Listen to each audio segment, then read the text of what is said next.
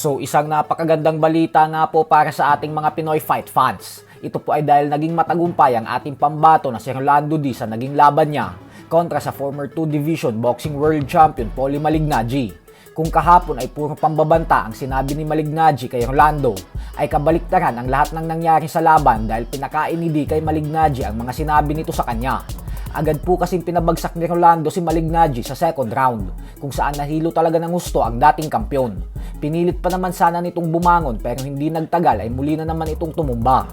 At dahil sa sobrang nasaktan na ng gusto si Malignaggi, kaya hindi na nito nakaya pang bumangon at magpatuloy sa laban.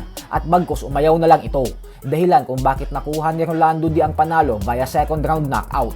Dahil sa panalong ito ni Rolando ay matagumpay niyang nadepensahan ang kanyang BKB Super Welterweight World Title Belt.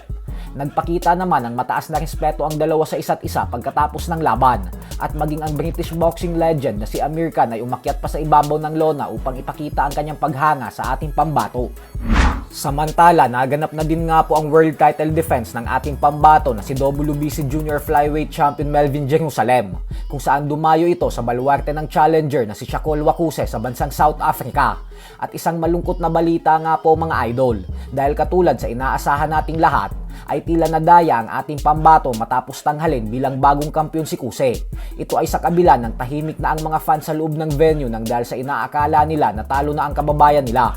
Kasabay pa dyan ay nagawa rin pabagsakin ni Jerusalem si Kuse sa round 11. Pero sa kabila ng lahat ng ito ay nakuha pa din ni Kuse ang panalo via decision. Dahil dito ay si Kuse na ang bagong WBC Junior Flyweight World Champion. Habang si Jerusalem naman ay ang siyang panibagong biktimang Pinoy boxer na ninakawan ng panalo sa Africa.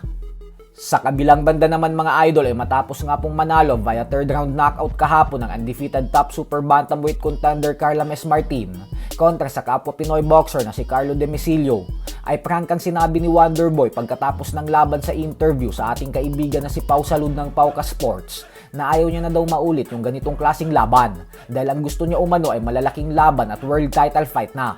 Nasa tamang edad na daw kasi siya at hinug na umano siya para sa isang world title fight at handang-handa na daw talaga siya.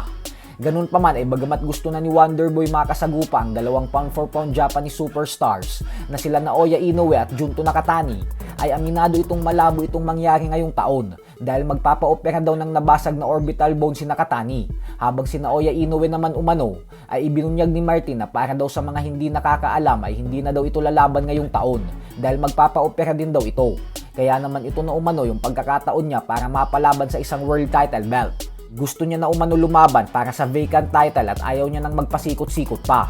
At kung sino yung mga nasa top contender ngayon. Isang linggo lang daw siyang magpapahinga at babalik na agad siya sa pag-e-ensayo. Ito ready ka na? Ito ba ibig sabihin na? Maulit yung gantong fight. Gusto ko ng big fight na po. Nasa tamang age na tayo. Hinog na tayo para sa World Championship and handang-handa na po ako. And eto na yung pagkakataon po natin para mapalaban sa World Championship. And ayoko na magpasikot-sikot po. Gusto ko ng World Championship agad kung sino yung mga nasa top contender ngayon.